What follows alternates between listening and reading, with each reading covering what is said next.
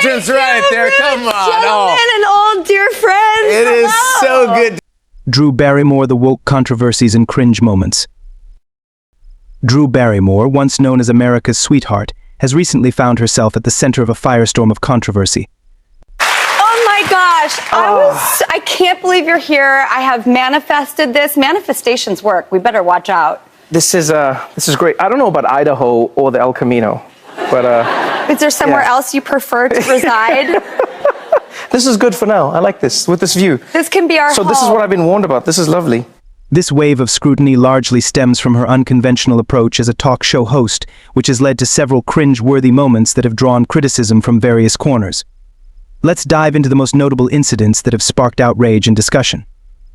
Divorce a celebration or a failure? Barrymore has been married 3 times, and each divorce has been a public spectacle. Recently, she expressed a rather glowing attitude towards her experiences with divorce, portraying them as liberating rather than failures. This perspective raises eyebrows, especially considering the implications of breaking vows multiple times. Critics point out that celebrating divorce might send the wrong message about commitment and relationships. Cringe-worthy moments on her show. Hi. Hello. How are you?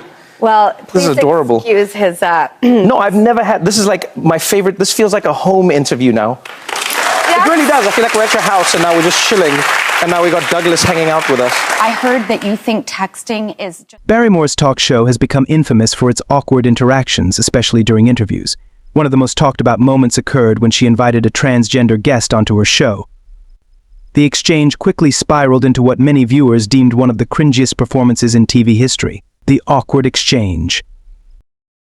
During the interview, Barrymore made a statement that many found bizarre. "I look at someone like you and I can't imagine anybody disliking you." The guest responded with surprising humility, stating that sometimes they dislike themselves. This moment was described as awkward and uncomfortable, leaving viewers with secondhand embarrassment. Criticism from peers. The backlash was swift, particularly from fellow media personalities. Megyn Kelly, for instance, openly mocked the moment and criticized Barrymore's approach. She suggested that Barrymore's actions made her appear weak, stating, "Where are the strong women?" This sentiment resonated with many who felt that Barrymore's behavior didn't accurately represent the strength of women. Mockery or genuine connection? Note to go out on. Is this funny and cool? See, that's what I love. When stuff gets dark, you need someone to make you laugh. Critics, including Candace Owens, have called Barrymore's interactions a mockery of genuine female friendship. Owens stated, "What is a transgender? It's just a mockery of women."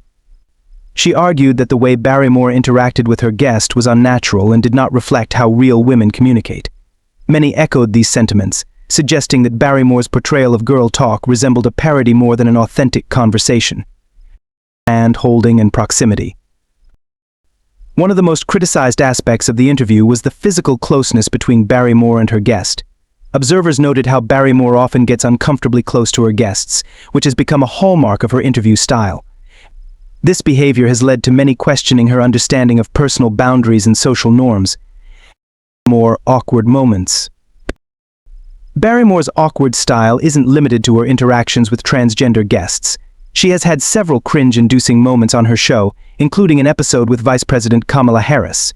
Critics have noted that her approach often lacks the professionalism expected from a talk show host. The Kamala Harris encounter. In an encounter with Harris, Barrymore referred to her as Mamala, suggesting a maternal role that many found inappropriate for a political figure. Douglas Murray, a political commentator, pointed out that America does not need a mother figure in leadership, but rather a competent president and vice president. This comment highlights the growing frustration with Barrymore's attempts to blend personal warmth with political discourse. Reuniting with her ex-husband. I have always been attracted to visionaries, comedians, and people who make me laugh. I was so attracted to our next guest, I even married him. Yeah, because that's what you do. Please welcome a wonderful, wonderful man, Tom Green. Hi, Julie. Hi, everybody. Perhaps one of the most bizarre moments in Barrymore's talk show history was the reunion with her ex-husband after a 15-year separation. Inviting him onto her show for an emotional heart-to-heart raised questions about the appropriateness of such a public display.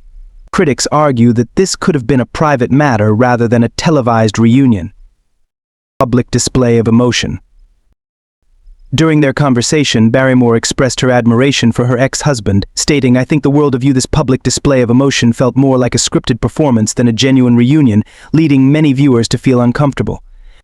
Matt Walsh, a conservative commentator, remarked on how this behavior seemed childish and lacking in maturity. The underlying issues. The controversies surrounding Barrymore highlight broader societal issues regarding celebrity culture and the expectations placed on public figures. As she navigates her role as a talk show host, Barrymore appears to be grappling with how to balance authenticity with the desire to appeal to a progressive audience.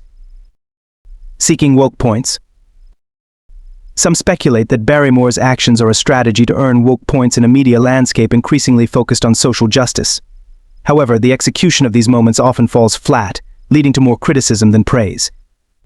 This raises the question of whether her attempts at inclusivity are genuine or merely a performance for ratings.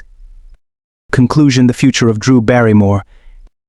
Cannot tell you how much I curse rom-coms sometimes because they have set us all up for some type of failure, and I feel highly responsible for that. Well, that and you, as someone who was in rom-coms, did that mess up your standards? Because you were inside of it. We all just watched them. Of course, I was like, this is a great scene. Drew Barrymore's journey as a talk show host has been marked by a series of controversial moments that have sparked widespread debate. While she may aim to promote a message of inclusivity and connection, the execution of her interactions often leaves much to be desired. As she continues to navigate her career, it remains to be seen whether she will adapt her approach or remain steadfast in her current style. What do you think? Are Barrymore's actions a genuine attempt to connect, or are they misguided efforts to gain approval from the woke crowd? Share your thoughts in the comments below.